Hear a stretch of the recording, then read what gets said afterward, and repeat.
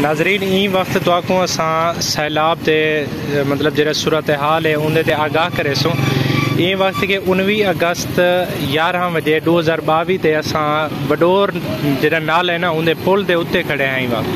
ई वक्त जरा पानी का सूरत हाल है वो थोड़ा जा मतलब ठीक है निस्बत के कल इतों के लिए ज़्यादा पानी आ ठीक है लोग मतलब मुतासर थे नहीं देख लेकिन ई वक्त जरा सूरत हाल है कल के निस्बत तो ठीक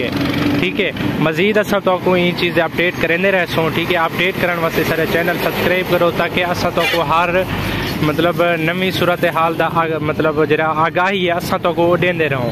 ठीक है। ई वक्त असा वडोर पुल ते तुसा मतलब पानी देख इनसो ये तो पानी बहुत थोड़ा नज़र आ सो ये मतलब देख तुसा दे पे उसे के इस जरा पानी का प्रेशर है वो इतना कहनी के निस्बत जिमें कल आ ई वक्त मतलब थोड़ा जहाँ सूरत हाल ठीक है निस्बत के कल दे बाकी मजीद तो ये चीज़ दे आगाह करें रहा सो।